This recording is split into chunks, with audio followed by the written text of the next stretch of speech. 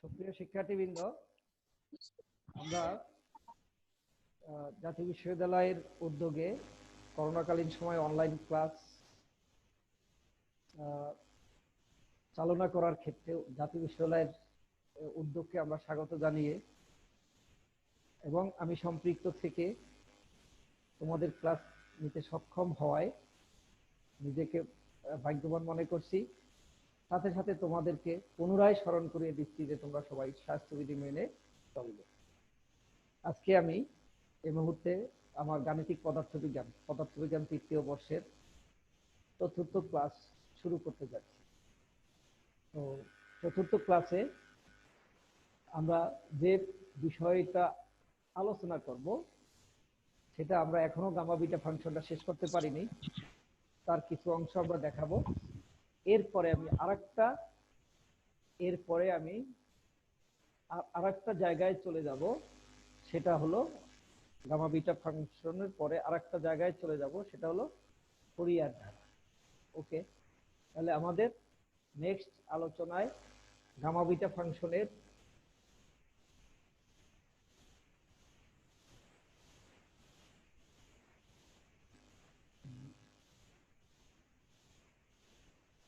আমরা gamma bitter আমরা কিছু জিনিস দেখব।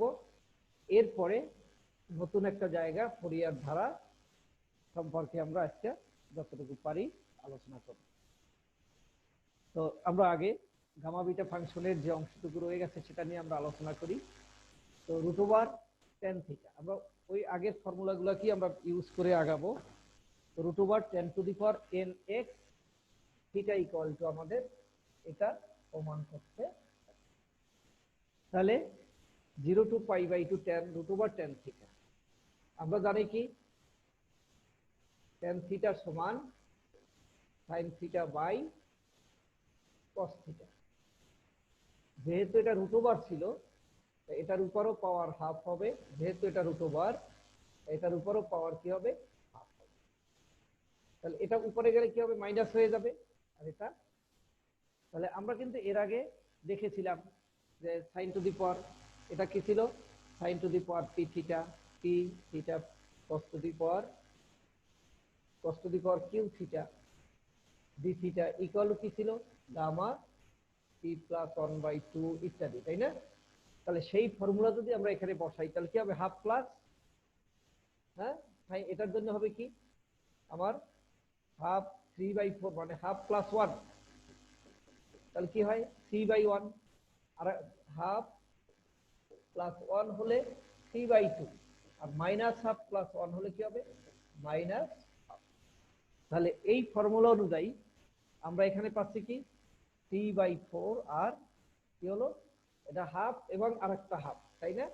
সেজন্য 1/4 × 2, নিচে কি হইতো, গামা প্লাস n, অর্থাৎ p + q + 2 ডিভাইডেড, তাই না? তাহলে আমরা এখানে সেই হিসাবে এটা 1 চলে আসছে। তাহলে আমরা এটাকে লিখবো কি, গামা 3/2 কে আবার একটা স্টেপে যদি লিখি, তাহলে গামা 3/2 হবে কি, হাফ গামা হাফ। আর এখানে যদি আমরা দেখি যে √2, তাহলে হাফ পাই আর sin π/4, এটা আমরা একটু আগে আবার প্রমাণ করেছিলাম। তাহলে কি হবে, √2/π/2, তাহলে √tan θ ইকুয়াল টু আমরা এই মানটাকে এখানে পেয়ে যাব। আমরা একটু দ্রুত যাব। এবার আমরা আসছি কি, আবার দেখো আরেকটা মান নির্ণয় বলেছি আমরা, সেখানে কি শুধু এতক্ষণ আমরা শুধু সাইন এবং দেখেছি অথবা শুধু cos দেখেছি। এবার sin to the power 5 θ cos to the power 4 θ। তাহলে এখানে sin টু দি পাওয়ার 5 এর জন্য আমরা এটাকে লিখবো, এটা ফর্মুলা হলো কি, sin n m equal to gamma n + 1/2 আর m + 1/2 2 mn + 2/2।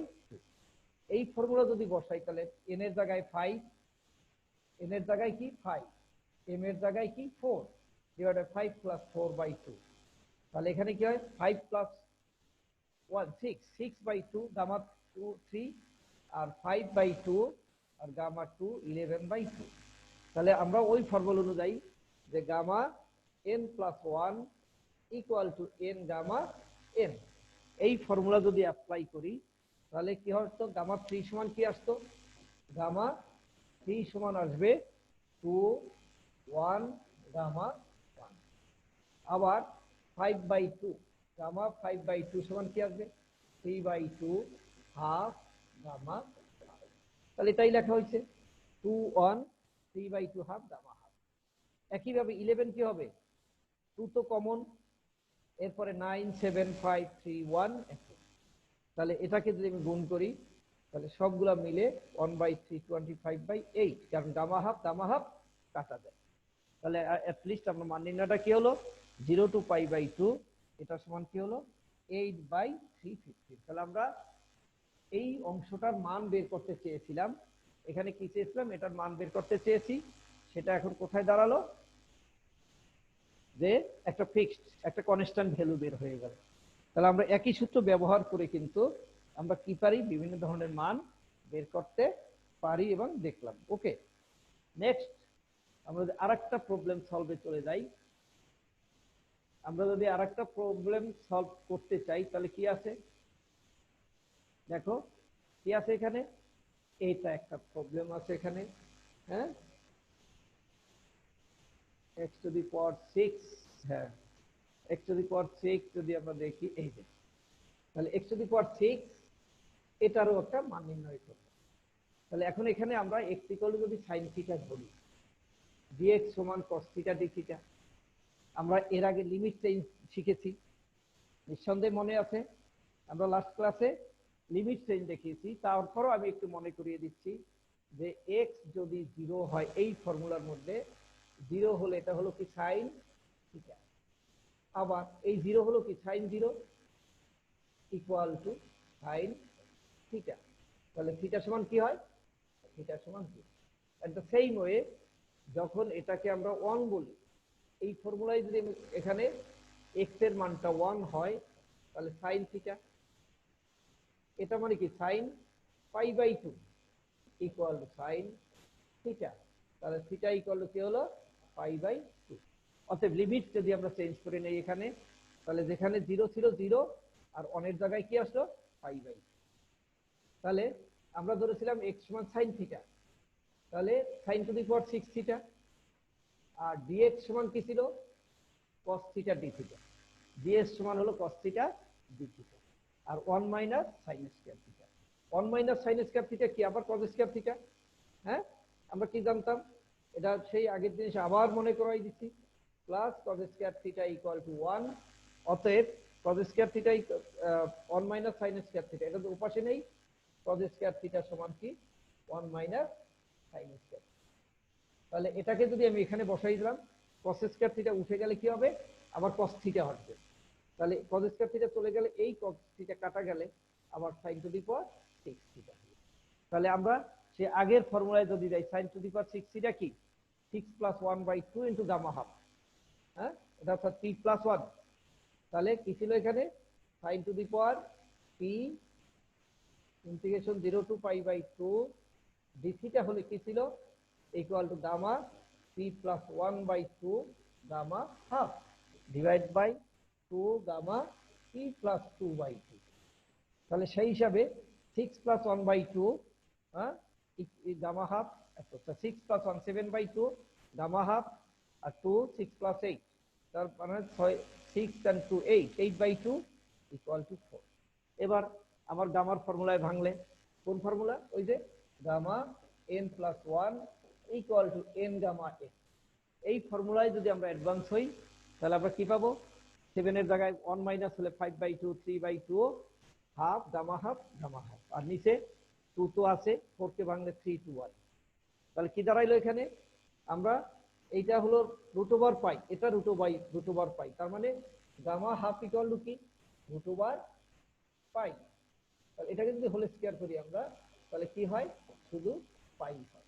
তাহলে গামা হাফ হোল স্কয়ার হয়ে গেল 5, এই 3 সাথে কাটা যায়, হ্যাঁ তাহলে কি হয় এখানে আমরা যদি দেখি 5 2 1 2 3 4, হ্যাঁ 5 6, তারপর 2 টু দি পাওয়ার 5 মানে 30, একটা 2 কাটা গেলে 5π/5। তার মানে এটার মান দাঁড়াইলো কি 5π/30। তাহলে আমরা কিন্তু ব্যবহারগুলো দেখছি, আমরা ভ্যালুগুলো দেখতে পাচ্ছি কিভাবে এটা চেঞ্জ হচ্ছে। ওকে, হ্যাঁ, তাহলে আমরা কিন্তু এখন আর ভয় পাওয়ার কিছু নেই। এখন ভয় পাওয়া যাবে না, কেন? কারণ আমরা কিন্তু সিস্টেমগুলো দেখেছি। এখন শুধু কাজ হলো বই খুলবে, বিভিন্ন ধরনের প্রবলেম বের করবে এবং এই ফর্মুলাগুলা অ্যাপ্লাই করবে। ওকে, আমরা আরেকটা প্রবলেম দেখে বেশি আমরা এখানে আর সময় দেব না, কারণ একই জিনিস আমরা অনেকগুলো করেছি। হ্যাঁ, এখানে আরেকটা দেখো, যে প্রমাণ করতে বলছি কি, যে 2 to the power n into gamma n plus half equal to 13522 ইত্যাদি। এটাকে আমরা প্রমাণ, তাহলে আমরা জানি কি gamma n plus 1 equal to, এটা একটা আমাদের ফর্মুলা, আমরা এটা প্রমাণও করেছি। তাহলে গামা হাফ যদি হয় তাহলে কি হবে, এখানে n প্লাস হাফ মাইনাস 1 করলে, অর্থাৎ n প্লাস গামা হাফ, নিয়ম হলো মাইনাস 1 হবে, এটাই অন কম, তাহলে n plus half minus 1 gamma n plus 1 minus half. তাহলে দ্বারা তাতে গিয়ে আসে কি, আমার কি আসবে, হ্যাঁ, গামা n প্লাস 1, তার মানে gamma n plus 1 by gamma, sorry n minus 1 into gamma n minus 1, এটাকে চলে গেলে n minus 1 into gamma n minus half, এখানে মাইনাস হাফ মাইনাস হাফ। এরপরেরটা কি আসবে তাহলে, n মাইনাস 3/2 গামা 3/2। এরপরেরটা কি আসবে 135, এভাবে আস্তে আস্তে যদি আমরা মান কমাতে থাকি তাহলে লাস্টে আসবে গামা হাফ, তার আগেরটা হাফ, তার আগে 3/4, তারপরে 5/2। তার মানে আমরা যদি, এটা হলো কি √5, তাই না, গামা হাফ সমান কি √5, তাহলে √5/2 কতগুলো হবে, আমি যতগুলো লসাগু যদি করতে থাকি এখানে কি হবে 2n-1। আমি যদি এখানে এটাকে ধরে যদি আমি লসাগু করতে থাকি, একটু দেখি, হ্যাঁ, এখানে যদি আমরা লসাগু করি তাহলে কি হবে 2n-1/2, তারপরে আসবে 2n-3/2, তারপরে আসবে 2n-5/2 ইত্যাদি ইত্যাদি, একদম লাস্টে আসবে কি আমরা 1 2 3 ইত্যাদি, তাই না? তাহলে অর্থাৎ এখানে যেহেতু প্রত্যেকটার নিচেই 2 আছে, 3/2 2/2 ইত্যাদি, তাহলে কয়গুলো হবে, যতগুলো টার্ম হবে 1 2 3, তার মানে 2 টু দি পাওয়ার n, যতগুলো টার্ম হবে সেখানে 2 টু দি পাওয়ার n, আর গামা হাফের জন্য পাই, আর এখানে 2n-1 2n-3 ইত্যাদি ইত্যাদি আছে, তাই না? তাহলে এখন এই 2 টু দি পাওয়ার n টাকে যদি আমি লেফট হ্যান্ড সাইডের সাথে নিয়ে আসি, লেফট হ্যান্ড সাইডের সাথে নিয়ে আসি, তাহলে কি দাঁড়ায় 2 to the power n, n into half. তাহলে আমি যদি এটাকে একটু ঘুরিয়ে দেই 1357, তাহলে আমাকে এই জিনিসটাই কিন্তু এখানে প্রমাণ হয়ে গেল। তাহলে মজা মজা না? দেখো তো এখন কি জটিল মনে হচ্ছে? জটিল মনে হওয়ার কোনো কারণ নেই, একটু নিজেদের প্র্যাকটিসের মধ্যে থাকতে হবে। ওকে, ঠিক আছে, নিজে যদি চেষ্টা করো।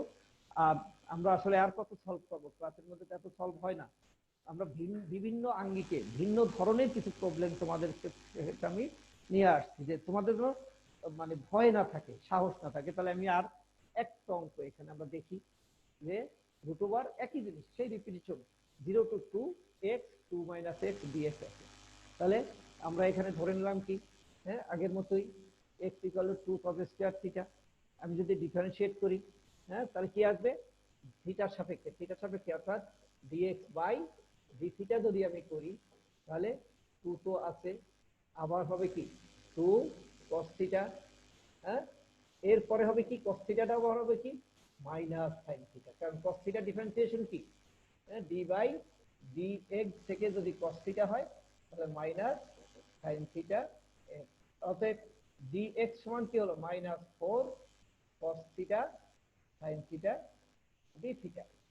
তাহলে আমরা এখানে কি দেখতে পেলাম, x ইকুয়াল টু, এখন তোমার প্রয়োজন হলো লিমিট চেঞ্জ, যেহেতু আমি ধরেছি, তো x ইকুয়াল টু যদি 0 হয়, অর্থাৎ তাহলে 2 cos² θ, x যদি 0, তার মানে x এর সমান কি ছিল 2 cos² θ, তাই না, 2 cos² θ ইকুয়াল টু 0। তাহলে আমার cos θ ইকুয়াল টু 0, তাহলে থিটার সমান কত, cos কত ডিগ্রি মান, 0 ডিগ্রি মান। তাহলে cos 0 যখন, cos cos কত, cos 0 to 1, সরি, cos এটা হলো কি cos π/2, তাহলে cos π/2 এর মান হলো 0, cos 0 to 1, তাহলে এটা হবে কি π/2। তাহলে যখন x 0 তখন θ = π/2, আর যখন x = 2 তখন θ = তাহলে আমরা এটার পরিবর্তে লিমিটে যদি আমরা চলে যাই, তাহলে আমরা minus pi by two, two cos square theta, x এর পরিবর্তে two cos square theta, two minus two cos square theta, আর ডি এক্স এর পরিবর্তে four cos theta sine theta d. তাহলে এবার যদি আমি মাইনাসটাকে লিমিটটাকে চেঞ্জ করে দেই, এটা পাই বাই টু জিরো, উল্টাই দিলে একটা মাইনাস চলে আসবে। হ্যাঁ, তার মানে কি হলো, পাই বাই টু জিরো, এটাকে যদি আমি ইন্টিগ্রেশন করি তাহলে minus zero to pi by two হয়ে যাচ্ছে, minus zero to pi by two হচ্ছে। তাহলে এটাকে যদি আমি এই পাই বাই টু কে এখানে নেই, তাহলে একটা মাইনাস আসলো, এই মাইনাস আর এই মাইনাস মিলে কি হলো, এখানে প্লাস হয়ে গেল। হ্যাঁ, এই ফোরটা এটা তো বাহিরের, তাহলে ফোর চলে আসলো এখানে আগে, মাইনাসটা প্লাস হয়ে গেল, zero to pi by two root over four. এবার ফোরের বর্গমূল two, cos square theta cos theta, sine square theta থেকে সাইন থিটা, আর থাকলো cos theta sine theta d theta. তাহলে cos theta cos theta cos square theta, sine theta sine theta sine square theta. সেই আবার সেই সূত্র কি, integration zero to pi by two sine to the power p theta cos to the power q theta d theta equal কি ছিল, gamma p plus one by two gamma q plus one by two divide by gamma p plus q plus two by.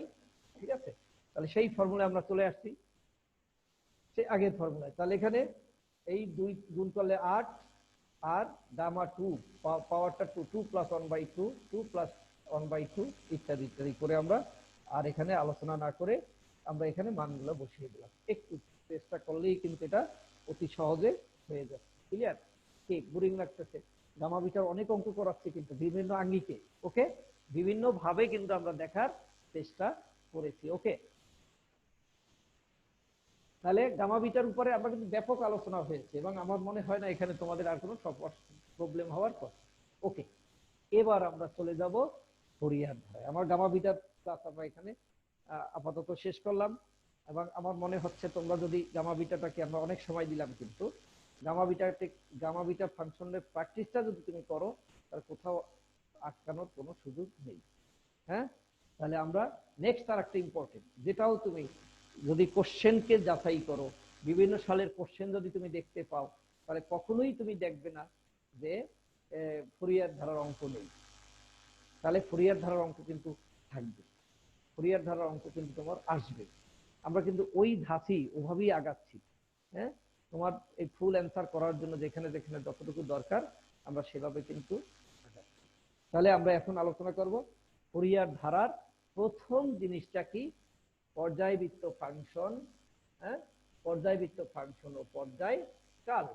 তাহলে periodic, অর্থাৎ পর্যায়বৃত্ত না হলেও আমরা কিন্তু period শব্দটার সাথে পরিচিত।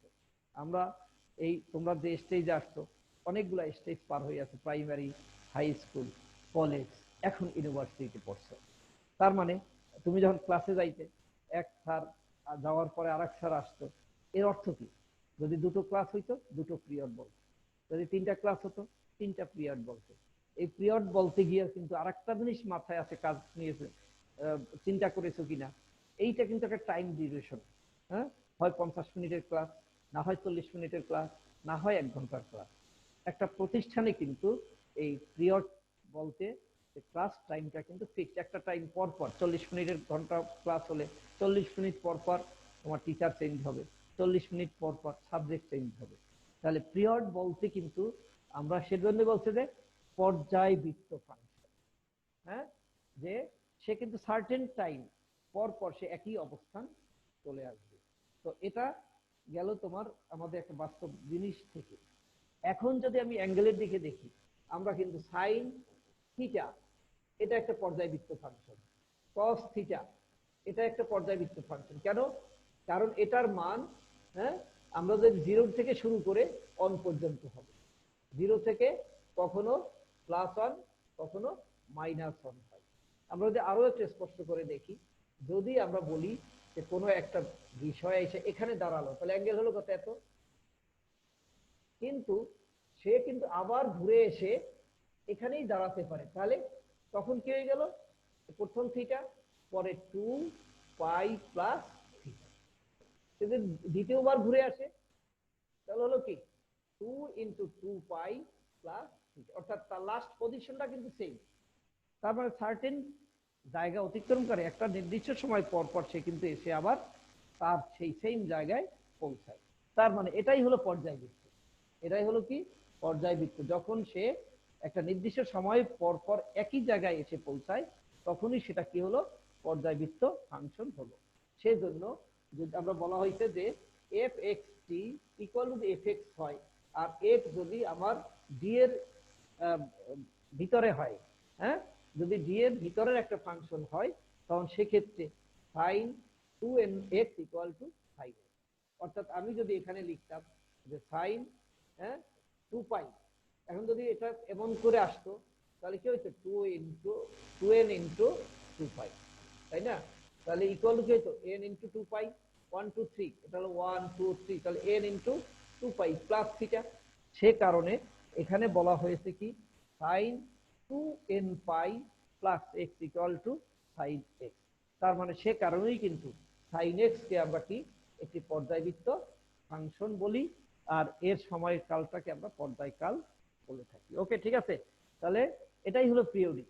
তারপরে sine theta, cos theta, tan theta, হ্যাঁ, কোসেক থিটা, সেক থিটা, এই সবগুলাই কিন্তু পর্যায়বৃত্ত ফাংশন, একটা পর্যায়বৃত্ত ফাংশন। ওকে ওকে, তাহলে আমরা ফুরিয়ার ধারায় ঢোকার আগে আমাকে কি জানতে হচ্ছে পর্যায়বৃত্ত ফাংশন সম্পর্কে জানতে। অর্থাৎ যেখানে সাইন এক্স কস এক্স এর কাজ আছে, সাইন এক্স কস এক্স এর ফাংশন আছে, সেটা কি আমরা কি বলবো পর্যায়বৃত্ত ফাংশন হিসেবে বিবেচনা করব, সেটাকে মূল্যায়ন করব। এবার যদি আমরা আসি দেখো ফুরিয়ার ধারা, তার মানে ফুরিয়ার ধারাটা কার পর্যায়বৃত্ত ফাংশনেরই একটা অ্যাপ্লিকেশন। তাহলে সেখানে দেখো একটা একটা লিমিট দেওয়া আছে, থিটার লিমিট -পাই টু পাই।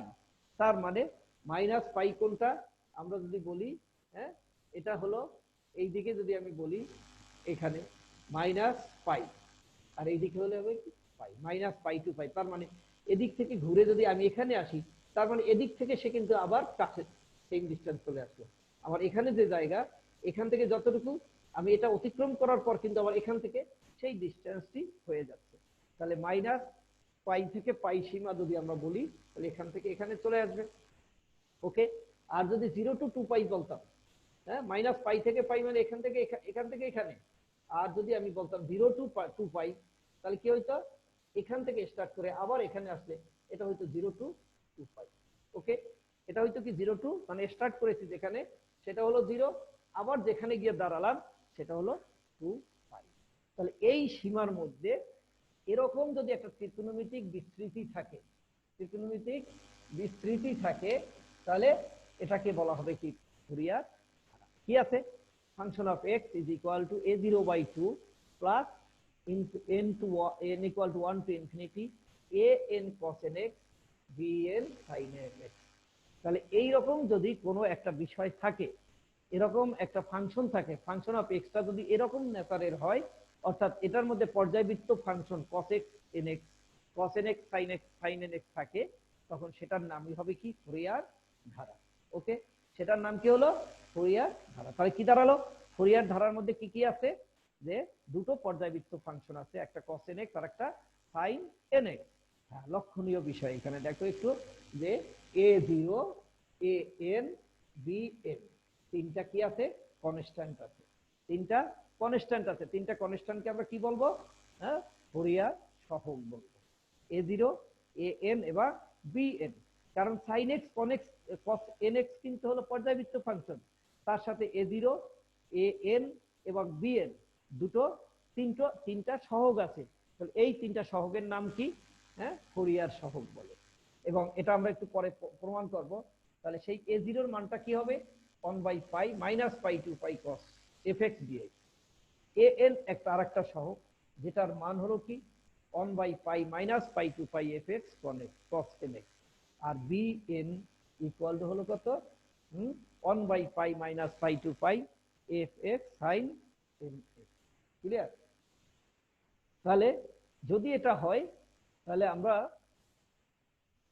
একটু যদি আমরা এখানে দেখি তাহলে কি হতে পারে, যে আমাদের যে ফুরিয়ার ধারার মধ্যে তিনটা সহগ আছে যেটাকে বলা হয় কি ফুরিয়ার সহগ। সে তিনটা কি, a0, an এবং bn, এই তিনটার সমীকরণ হলো এটা। আমরা এর পরে এটার মানগুলা বের করার চেষ্টা করব। তাহলে এখানে আমরা যদি দেখি n ইকুয়াল টু n মানে 1 2 3 ইত্যাদি, আর এর পর্যায়কালটা কি এফএক্স এর টোয়াইস পাই পর্যায়, অর্থাৎ মাইনাস পাই টু পাই, পাই পাই চলে গেলে মাইনাস মাইনাসে প্লাস হয়ে গেলে কি হবে। এবার আসো ফুরিয়ার ধারার জোড় এবং বিজোড় ফাংশন। আমরা সহগ বের করার আগে আমাদের সাথে প্রয়োজনীয় যে কথাগুলো আছে, হ্যাঁ, কোথায় কোথায় কি লাগতে পারে সেটাকে আমরা একটু জেনে নেব। ওকে, তাহলে একটু দেখো যে জোড় এবং বিজোড় ফাংশন অর্থাৎ কি অড এবং ইভেন ফাংশন। আমাদের কি হলো অড এবং ইভেন ফাংশনটাকে আমরা একটু দেখে নিচ্ছি। ওকে, তাহলে অড এবং ইভেন, ঠিক আছে। তাহলে একটু এখানে দেখো যে আমি যদি দেখি যে যুগ্ম ফাংশন কাকে বলে, ইভেন ফাংশন, তাহলে এখানে একটু বলা আছে যে এফ এক্স সমান যদি এফ মাইনাস এক্স, এখানে বলা আছে এফ মাইনাস এক্স সমান যদি এফ এক্স হয় তাহলে ওই ফাংশনকে বলা হবে কি যুগ্ম ফাংশন।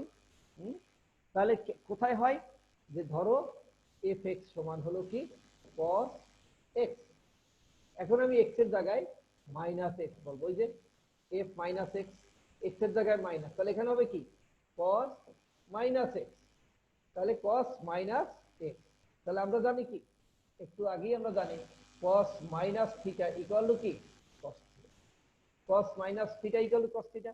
তার মানে এফ এক্স, এক্স এর জায়গায় আমরা কি করেছি মাইনাস এক্স লিখেছি, তাহলে cos এর জায়গায় মাইনাস এক্স হয়ে যাবে, আবার cos মাইনাস থিটা কি হলো cos থিটা হবে। তাহলে কি হলো এফ এক্স, তাহলে এফ মাইনাস এক্স সমান কি হলো এফ এক্স হয়ে গেল, অর্থাৎ এফ মাইনাস এক্স সমান কি হয়ে গেল এফ এক্স হয়ে গেল। যেহেতু এটা হয়ে গেল সেজন্য cos এক্সটাকে আমরা কি বলবো একটা জোড় অপেক্ষক বা জোড় ফাংশন বলবো।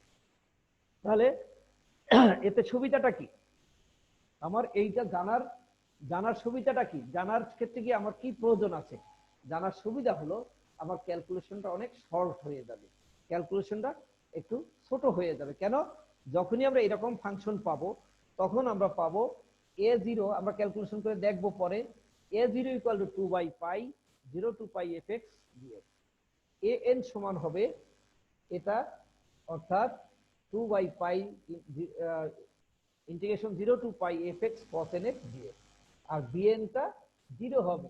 bn যদি 0 হয় একটু খেয়াল করো, bn যদি 0 হয় তাহলে এই পুরো টার্মটাই থাকবে না, bn যদি 0 হয়ে যায় তাহলে bn sin nx টোটাল 0 হয়ে যাবে।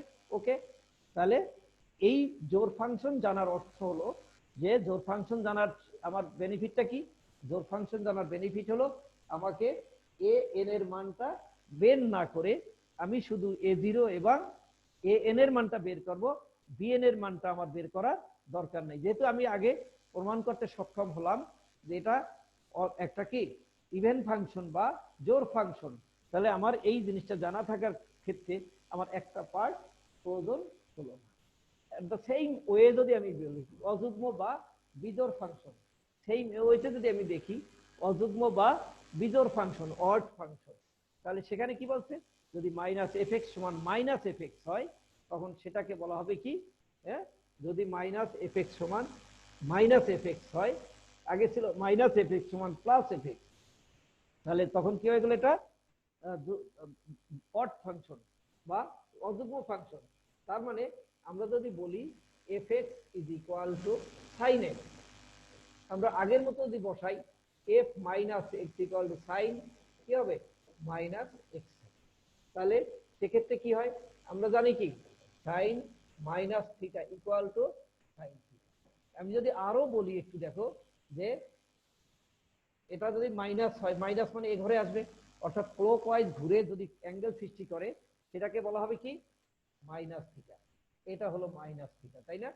এখন এই ঘরে আমরা জানি কি all tan all sine, all sine tan cos, তাই না।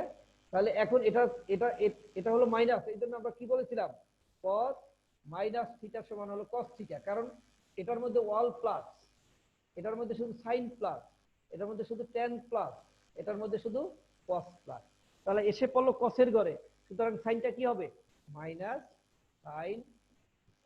ক্লিয়ার বিষয়টা?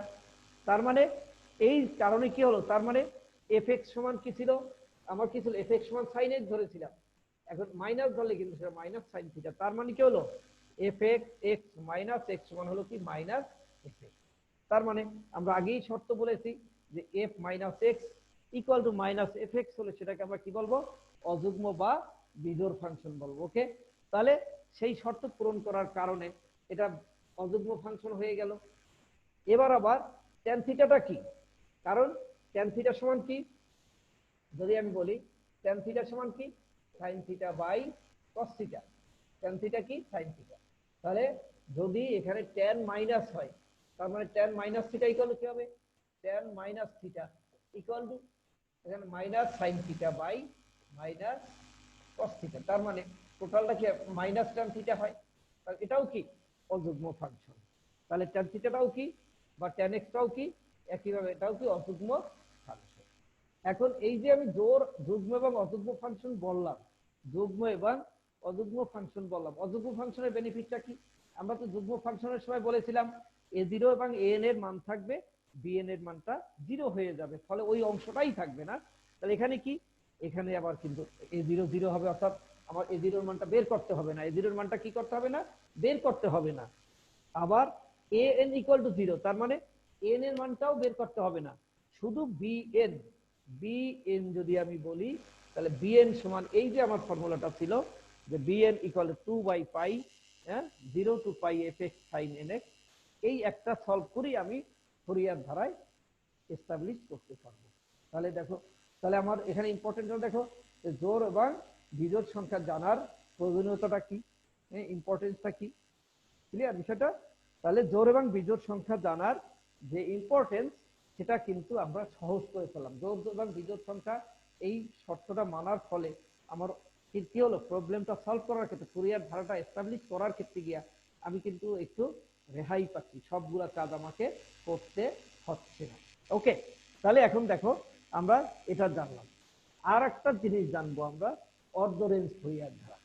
অর্থাৎ কি, আমরা তখন দেখেছি যে এফ এক্স সমান a0/2 plus summation n equal two 0 to infinity an cos nx plus bn sin nx, তাই না? এটা পেয়েছি। তাহলে এখন এখানে দেখা যাচ্ছে যে এইটা হলো কনস্ট্যান্ট, এটা কি কনস্ট্যান্ট, তাই না? হ্যাঁ, কনস্ট্যান্ট। আর এখানে একটা কস ফাংশন আর একটা সাইন ফাংশন, an এর সাথে কস ফাংশন আর bn এর সাথে সাইন ফাংশন। এখন যদি কস এবং সাইনকে আমি আলাদা করে দিই, কস এবং সাইনকে যদি আমি আলাদা করে দিই তাহলে অর্ধেক অর্ধেক হয়ে গেল, তাই না? সেজন্য বলা হয়েছে অর্ধ রেঞ্জ ফুরিয়ার ধারা। যেহেতু সে আমি যদি কস এবং সাইনকে যদি আমি আলাদা করে নেই তখন কি হলো, সে অর্ধেক অর্ধেক হয়ে গেল, সেজন্য আমরা এটাকে হাফ রেঞ্জ ফুরিয়ার ধারা বা অর্ধ রেঞ্জ ফুরিয়ার ধারা বলি, তাই না?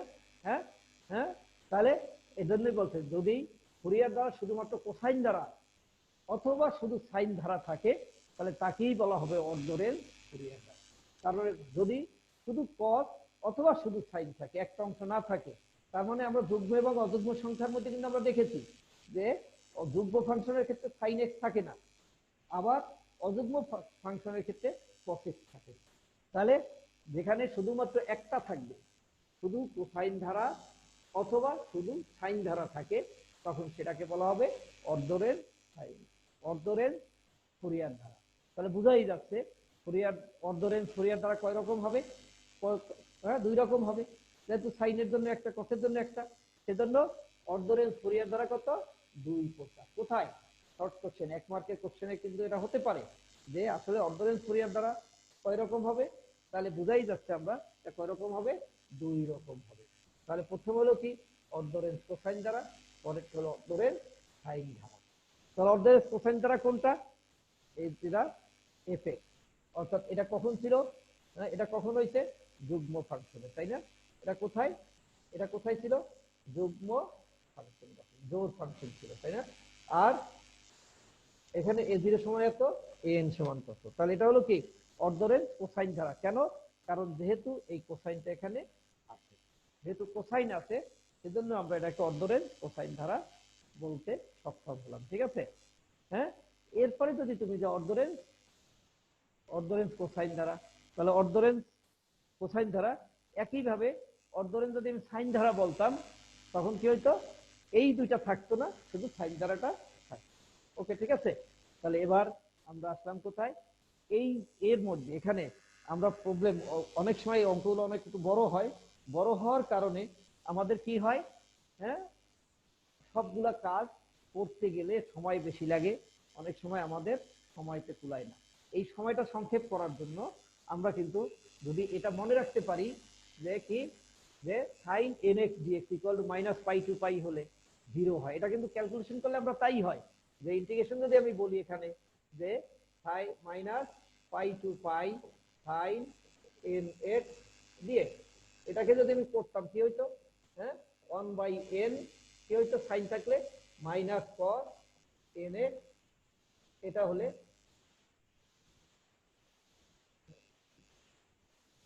হ্যাঁ, তাহলে কি হইতো এখানে আমার মাইনাস পাই টু পাই, তাহলে কি হয় এখানে মাইনাস 1/n যদি আমি আগে নিয়ে আসতাম তাহলে কি হতো এখানে cos n পাই মাইনাস cos মাইনাস n পাই, তাই না? তাহলে কি দাঁড়ালো মাইনাস 1/n ইন্টিগ্রেশন কি হয় cos n পাই, অর্থাৎ n যদি 0 হয় তাহলে cos 0 ইকুয়াল টু কত 1, আবার cos যদি পাই হয় এটা ইকুয়াল টু 1, cos টুয়াইস পাই এটাই হলো কি cos পাই হলো -1, cos পাই হলো 1, আর cos minus theta equal two আগে দেখলাম কি, দেখো দেখি cos মাইনাস থিটা সমান কি cos থিটা, তাই না? যদি cos minus theta cos theta হয় তাহলে এখানে হলো cos n পাই মাইনাস cos n পাই, তাহলে দুইটা সমান 0 হয়, ইকুয়াল টু 0। তার মানে এই এরকম যদি আমি কোনো ফরম্যাট পাই, এরকম যদি আমি একটা সমাকলন পাই, আমি ক্যালকুলেশন না করি আমি সরাসরি 0 লিখতে পারি। তাহলে যদি 0 লিখি তাহলে আমার কিন্তু এতখানি কাজ আর আমার লাগলো না, অঙ্কটা সংক্ষেপ হয়ে গেল। এট দ্য সেম ওয়ে যদি minus pi to pi cos nx সমানও কিন্তু কি হবে, হ্যাঁ, cos nx সমানও কিন্তু 0 হবে।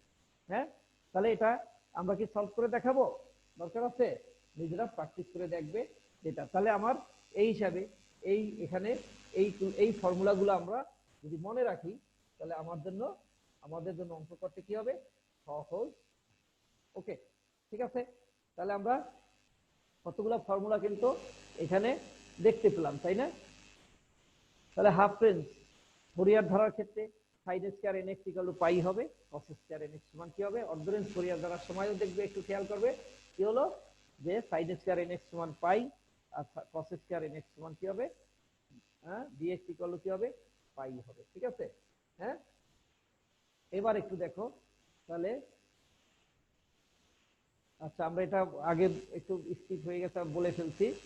এবারে দেখো আমাদের কিন্তু ফুরিয়ার ধারার মধ্যে আমরা এই কয়টা এট এ গ্লান্স ফুরিয়ার ধারাটা হলো কোনটা, আমরা এতক্ষণ যে ক্লাসটা নিয়েছি সেখানে যদি দেখি এট এ গ্লান্স যদি আমরা দেখি, হ্যাঁ, এটা হলো ফুরিয়ার ধারা কি a0/2 plus limit n equal to 1 to infinity ইত্যাদি ইত্যাদি দিয়ে, যেখানে a0 an bn হলো কি ধ্রুবক, যার নাম কি হলো ফুরিয়ার সহগ বলা হয়। ঠিক আছে, তাহলে কি হলো সেটা ফুরিয়ার সহগ।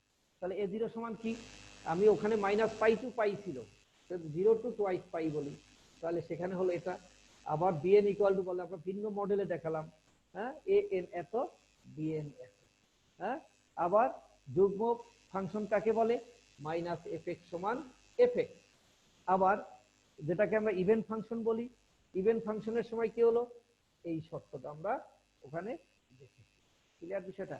তাহলে দেখো আমরা যতটা পারি, হ্যাঁ, সংক্ষিপ্ত আকারে এনে যতটা আমি, কারণ এগুলোর উপরে কিন্তু প্রয়োগ আছে অনেক, আমার প্রবলেম সলভ করতে হবে। অনেক সময় দেখবে যে এই ফুরিয়ার ধারার একটা অঙ্ক কখনো কখনো একটা অঙ্কের নাম্বারই কিন্তু 6, 8 হয়ে যেতে পারে, 6, 7, 8 একটা অঙ্ক করলেই নাম্বারটা হয়ে যায়, এবং খুব একটা সিস্টেমেটিক ওয়েতে করলে খুব সহজ, বেশি কঠিন কিছু না। এবার দেখো এটা হলো সহগগুলা নির্ণয়, কিভাবে আমাদের সহগ নির্ণয় করা যাচ্ছে। ঠিক আছে, হ্যাঁ, আমাদের সময় হাতে খুব বেশি নেই, তারপর আমরা একটু ধরিয়ে দিচ্ছি তোমাদের শুধুমাত্র যে তোমরা কিভাবে করবে। তাহলে আমরা জানি কি এটা কি, এই এটা হলো কি ফুরিয়ার ধারা। হ্যাঁ, তার মধ্যে তিনটা কি আছে, সহগ আছে, a0, an এবার bn। তাহলে আমরা যদি এখন এখানে আমরা মানে ইন্টিগ্রেশন করতে minus pi to pi Fourier ধারায়, তাই না, minus pi to pi a0/2 dx, এই যে dx আছে আমরা, এটা ছিল fx, এটা কিন্তু উভয় পক্ষকে আমি কি করি, সমাকলন করতেছি।